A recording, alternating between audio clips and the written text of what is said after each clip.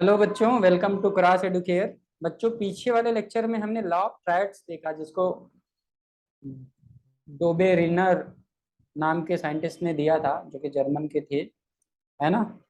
और हमने पीछे एक थोड़ा सा करेक्शन करना था, जिसमें नंबर ऑफ एलिमेंट अभी जो मॉडर्न पीरियोडिक टेबल में 118 हो चुके हैं बच्चों। ठीक है, तो एक छोटा सा करेक्शन था। बाकी इस लेक्चर में हम लोग सीखेंगे कैसे मेंडलीफ ने और पीछे पहले लूथर मेयर ने कैसे काम किया। तो लूथर मेयर का काम जो था, उन्होंने लॉ ऑफ ऑक्टेव करके एक लॉ दिया। ठीक है ना, लूथर मेयर ने। और उनकी जो रिसर्च थी, जो उन्होंने काम किया, उतना ज़्यादा प्रसिद्ध नहीं हो पाया। नहीं तो जो डिमिट्री मेंडलीव का काम था, वो उनसे बाद का था, बट वो पब्लिश नहीं हो पाया। इसी वजह से उनका नाम ज़्यादा फेमस नहीं हुआ, लूथर मेयर का। चलिए हम लोग देखते हैं इसके आगे की स्टोरी, जो अभी पीछे हमने पढ़ा है, कैसे चीज़ें और आगे इम्प्रूव करती हैं। ठीक है, तो welcome to Cross Educare once more. आगे की स्टोरी हम लोग देखेंगे कि कैसे पीरियोडिक टेबल में और नया परिवर्तन, मतलब पीरियोडिक टेबल बोल सकते हैं, नंबर ऑफ एलिमेंट कैसे अरेंज किए गए, उसके बारे में हम लोग सोच सकते हैं। तो देखते हैं क्या है इसका स्टोरी। ठीक है, Newlands law of Octave and Lothar mayor periodic table. Newlands law of Octave और लूथर मेयर के बारे में हम लोग इस लेक्चर में देखेंगे। इन्होंने क्या काम किया है, कैसे किया है, क्या क्या परिवर्तन या क्या मुद्दा रखा दुनिया के सामने इन लोगों ने, सबसे पहले इसको देखते हैं। ठीक है, तो सबसे पहले बात करते हैं John Alexander Newland. Newland law of octave. Octave का मतलब होता है आठ, जैसा कि फर्स्ट लेक्चर में हमने बताया था। तो लॉ ऑफ मतलब ऑक्टेव का मतलब हो गया कि आठ एलिमेंट को एक साथ रख के उनके बीच में थोड़ा कंपेयर इन्होंने किया कि किस तरह की प्रॉपर्टी उनकी सिमिलर हो रही है, डिसिमिलर हो रही है। ठीक है ना, इसी वजह से लॉ ऑफ ऑक्टेव नाम दिया गया है इसका। ठीक है, याद रहेगा। चलिए आगे बढ़ते हैं। What is mean by octave? I have to tell you. Octave means कितना होता है? आठ होता है। ये basically eight notes of music instrument, कोई भी मान लीजिए हो जाए। जैसे ये बेसिकली क्या है, eight notes of music which is being used as eight element system। आठ एलिमेंट का सिस्टम लॉ ऑफ ऑक्टेव बनाता है। ठीक है ना, चलिए आगे देखते हैं हम लोग। ये कहाँ के थे? जॉन अलेक्जेंडर न्यूलैंड्स कहाँ के थे भैया? ब्रिटिश बोल दीजिए या इंग्लिश केमिस्ट बोल दीजिए उसे, है ना। जॉन अलेक्जेंडर न्यूलैंड्स, जिन्होंने 1865 में, जब हमने पीछे लेक्चर दिया था जहाँ से मंगल पांडे की क्रांति 1857 में हुई थी, उसके बाद की कहानी है ये। ठीक है, 1865 में इन्होंने लॉ ऑफ ऑक्टेव दिया, जिन्होंने पहले 1865 में, हमने पीछे वाले लेक्चर में देखा कि 63 एलिमेंट्स पता चल चुका था पीरियोडिक टेबल में, जो आज रखे गए हैं। तो 63 एलिमेंट उस समय जानकारी में आ चुका था। तो जॉन अलेक्जेंडर न्यूलैंड्स का आठ वाला जो ग्रुप है एलिमेंट का, उसके बारे में थोड़ा आगे हम लोग पढ़ते हैं और देखते हैं क्या काम इन्होंने करा है। According to the Newlands, the elements when arranged in the order of increasing their increasing atomic weight. ध्यान से पढ़ रहा हूं, ध्यान से सुनिएगा।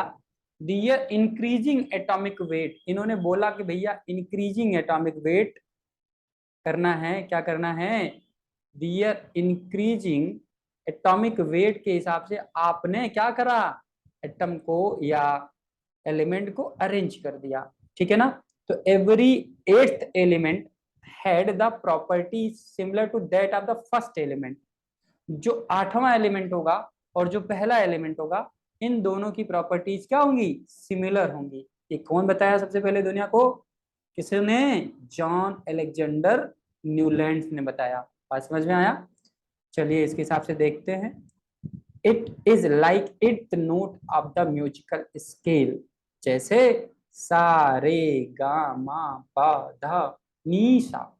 तो सा रे गा मा पा धा नी सा, यहाँ आप देख सकते हैं ये सा लिखा है, ये रे लिखा है, ये गा लिखा है, ये मा लिखा है, ये पा लिखा है, ये धा, फिर आया नी, फिर सा। तो सा यहाँ देख सकते हैं, फिर से ये सा यहाँ पे रिपीट हो रहा है। तो जैसे रिपीट होता है ऐसे ही प्रॉपर्टीज म्यूजिकल इंस्ट्रूमेंट के जैसे नोट्स रिपीट होते हैं, ऐसे ही जो प्रॉपर्टीज है एलिमेंट्स की वो भी कुछ इंटरवल के बाद क्या होती हैं, रिपीट होती हैं। समझ में आया? चलिए आगे बढ़ते हैं।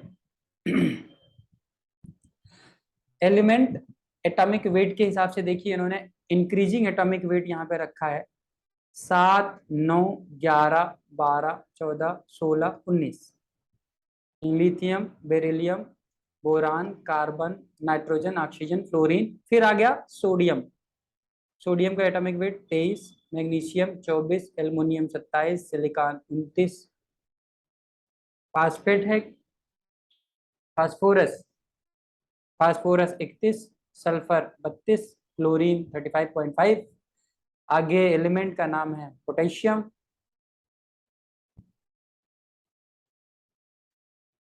एटॉमिक वेट कितना है भैया, 39। गैलियम, सी ए का मतलब क्या होता है भैया, सी ए का मतलब होता है कैल्शियम, जी ए का मतलब गैलियम, ठीक है ना। कैल्शियम का 40 होता है। अब देखिए मैं कैल्शियम और गैलियम इसी वजह से कंफ्यूज किया हूँ थोड़ा, खुद को भी और आपको भी। इनकी स्टोरी जो रही ना न्यूलैंड की, ये स्टोरी कैल्शियम तक ही वैलिड थी, ये 40 के आगे नहीं बढ़ पाए, जबकि उस समय 63 एलिमेंट पता थे, लेकिन ये सिर्फ और सिर्फ कैल्शियम तक बात अपनी रख पाए। और शायद यही इनका सबसे बड़ा ड्रॉबैक था कि ये आगे ये जो अपना लॉ ऑफ ऑक्टेव बनाए थे, ये आगे एलिमेंट्स को जोड़ नहीं पाता था कि कैसे आगे के एलिमेंट रखे जाएंगे, और यही इनका ड्रॉबैक था। ठीक है ना, समझ में आया? लॉ ऑफ ऑक्टेव का मतलब जिसमें 8 एलिमेंट एक साथ देखे जाते हैं, अरेंज किए जाते हैं, और इंक्रीजिंग एटॉमिक ऑर्डर या इंक्रीजिंग एटॉमिक वेट में उनको अरेंज किया गया था। पहली बात, इंक्रीजिंग एटॉमिक वेट के ऑर्डर में अरेंज किया गया था। दूसरी बात क्या था, ऑक्टेव का मतलब होता है 8, तो एट्थ एक तरह का 1 से लेके 7 अरेंज हुआ, फिर आठवां, एक और आठवां, फर्स्ट और एट्थ जो एलिमेंट है उसकी प्रॉपर्टीज क्या थी, सेम थी। ठीक है, और इनका ड्रॉबैक क्या है कि अप टू कैल्शियम ही अपने बात को ये प्रूव कर पाए कि हाँ देखिए लिथियम, सोडियम और पोटेशियम जैसे एलिमेंट क्या कर रहे हैं, कुछ अपनी प्रॉपर्टीज को सिमिलर रखे हुए हैं। बेरिलियम, मैग्नीशियम और कैल्शियम, ये सारे के सारे क्या हैं, अपनी प्रॉपर्टी इनकी सिमिलर हैं, बाकी प्रॉपर्टीज मिसमैच भी हो रही थी, है ना। चलिए तो आगे बढ़ते हैं फिर। तो मैंने बता दिया इनका अच्छाई क्या है, इन्होंने अरेंज कैसे किया एलिमेंट को, increasing order of atomic weight, और 8 एलिमेंट का ग्रुप बनाया इन्होंने, जैसे सारे गामा पादा नीशा वाला मैंने कॉन्सेप्ट बताया। ठीक है ना, और कहाँ इनका ड्रॉबैक है, कहाँ पे जाके ये फ्लॉप होते हैं, कैल्शियम तक ही इन्होंने अपनी बात को प्रूव कर पाए, और इसके आगे वो अपनी बात नहीं रख पाए, जिसकी वजह से ये इनका डिसअप्रूव्ड हो गया कि भैया ये आगे वाली बात इनकी सही नहीं हो रही है, इसलिए फ्लॉप। ठीक है, तो drawback of Newlands law of Octave भी हमने आपको बता ही दिया है, कैल्शियम तक जाके ये खुश हो जा रहे थे भैया। It is observe up to calcium only, भैया कैल्शियम के बाद इनकी फुस फुस हो जा रही थी, इसलिए कैल्शियम के बाद नहीं जा पाए, और यही इनका सबसे बड़ा ड्रॉबैक था। आगे बढ़े भैया। So it is also disapprove, clear है। चलिए, Luther mayor periodic table, Luther mayor भैया ने क्या करा था, इन्होंने क्या किया था, फिजिकल प्रॉपर्टी स्टडी करी, सारे एलिमेंट की फिजिकल प्रॉपर्टी स्टडी करी। इसकी सारे एलिमेंट जो उस समय नोन थे सबकी फिजिकल प्रॉपर्टी की स्टडी करी, और फिजिकल प्रॉपर्टी स्टडी करने के बाद इन्होंने एटॉमिक वेट के हिसाब से, किसके हिसाब से, एटॉमिक वेट के हिसाब से, देखो जितने भी इधर नालायक निकले थे ना सब एटॉमिक वेट का ही ना, क्योंकि आपको पता है कि आगे मॉडर्न पीरियोडिक टेबल में आप किसके हिसाब से रखे गए हैं, पीरियोडिक टेबल आप देखेंगे तो आपको पता है किस हिसाब से एटम को रखा गया है, according to the atomic number, है ना। मास नंबर या एटॉमिक वेट के हिसाब से नहीं रखा गया है मॉडर्न पीरियोडिक टेबल में, according to the atomic number, number of proton किस तरह से एटम के अंदर इंक्रीज कर रहे हैं उसके बेसिस पे मॉडर्न पीरियोडिक टेबल बनाया गया था, और इसलिए उसकी प्रॉपर्टीज हमारी बहुत ज़्यादा सही होती है। लेकिन इसके पहले मॉडर्न पीरियोडिक टेबल के पहले जिन्होंने काम किया लगभग लगभग सबने क्या किया था, एटॉमिक वेट के हिसाब से पीरियोडिक टेबल या एलिमेंट्स को अरेंज करने की कोशिश किया था। तो लूथर मेयर पहले ऐसे साइंटिस्ट थे जिन्होंने कहा कि यार देखते हैं फिजिकल प्रॉपर्टीज, देखते हैं पहले सारे एलिमेंट जो भी नोन थे, चाहे उसकी मेल्टिंग पॉइंट हो गई, चाहे उसकी बॉइलिंग पॉइंट हो गई, है ना, ये सारी चीजें क्लियर है। तो ये जर्मन के केमिस्ट थे लूथर मेयर, है ना, जो कि क्लासिफाई किए on the basis of their atomic weight, ये भी एटॉमिक वेट में लगे रहे। लूथर मेयर देखिए स्मार्ट तो दिख रहे हैं लेकिन जर्मनी के हैं। तो पहला साइंटिस्ट जिन्होंने पीरियोडिक टेबल पे काम करना है, एलिमेंट पे काम किया था, he was also from Germany, and Lothar Meyer भी जर्मनी के। समझ में आया भैया? आगे बढ़ते हैं। He plotted the physical properties such as atomic volume, atomic volume ध्यान से देखिए, atomic volume, melting point, boiling point and against किसके, atomic weight, and observe a periodically repeated pattern. इन्होंने देखिए सबसे पहले इन्होंने बहुत बेहतरीन काम किया था, फिजिकल प्रॉपर्टीज के बारे में स्टडी किया। फिजिकल प्रॉपर्टी में atomic volume, melting point and boiling point के बारे में स्टडी किया। किसके अगेंस्ट, एटॉमिक वेट के अगेंस्ट इन्होंने अपना स्टडी किया। और उसके बाद में इन्होंने जब प्लॉट किया ग्राफ, तो उन्होंने देखा कि एक periodically repeated pattern find out हो रहा है, पीरियोडिकली रिपीटेड पैटर्न उनको मिल रहा है। समझ में आ रहा है? क्लियर है?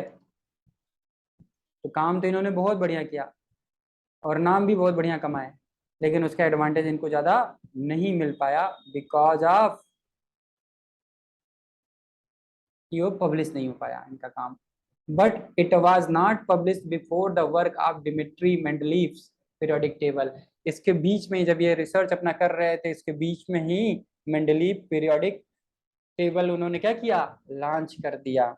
और डिमिट्री मेंडलीव्स पीरियोडिक टेबल बहुत ठीक ठाक लेवल पे बना रखा था उन्होंने, और उन्होंने भी अपने पैटर्न को फॉलो कर रखा था अच्छे लेवल पे। ठीक है ना? तो ये लूथर मेयर की कामयाबी जो दिखनी चाहिए थी दुनिया को, दिख नहीं पाई। ठीक है, लेकिन उन्होंने काम बहुत बढ़िया किया था। इस वजह से हम लोग ज़्यादा लूथर मेयर को याद नहीं करते, ज़्यादा वैल्यू किसको देते हैं, डिमिट्री मेंडलीव्स, क्योंकि आपको पता है जो पहले चलेगा वही आगे बढ़ेगा। ठीक है, चलिए कुछ कुछ छोटे छोटे सवाल देख लेते हैं। Newlands had arranged the element in order of their increasing, Newlands had arranged the element in order of their increasing, मैंने आपको पहले बता दिया, increasing atomic weight। आप ऑप्शन देख लीजिए और खुद से सोच लीजिए, atomic number, atomic weight, both, none of these, कौन सा ऑप्शन सही है भैया? Atomic weight is correct. ठीक है, तो बी ऑप्शन हमारा सही है। चलिए नेक्स्ट क्वेश्चन देखते हैं। What is meant by Octave? Octave का मतलब 8 होता है, 8। ठीक है, 5 6 7 8, कौन सा ऑप्शन सही है भैया? ऑक्टेव का मतलब 8, 8। क्लियर है? चलिए, ऑक्टेव मीन्स 8 एलिमेंट सिस्टम। आगे बढ़ते हैं भैया।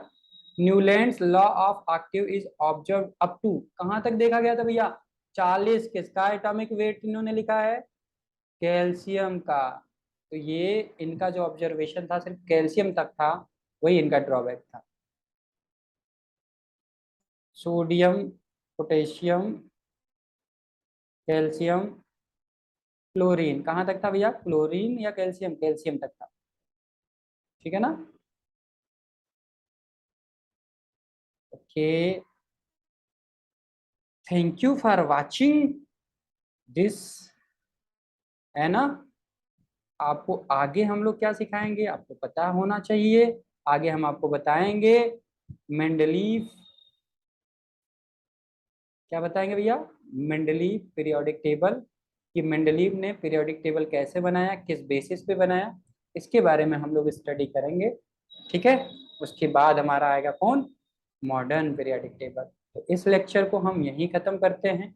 आई होप आपको लेक्चर समझ में आया होगा। नहीं समझ में आया अगर एक बार देखने से, तो धीरे धीरे फिर से एक बार देख डालिए, क्या बुराई है इसमें, है ना। हम बहुत धीरे धीरे पढ़ाते हैं, हम चिल्लाने वाले इंसान नहीं है भैया। नहीं भैया ये ऐसे होगा, वो ऐसे होगा, कुछ भी नहीं, है ना।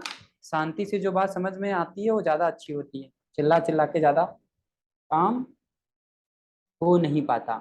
ठीक है बच्चा, चलिए मिलते हैं नेक्स्ट लेक्चर।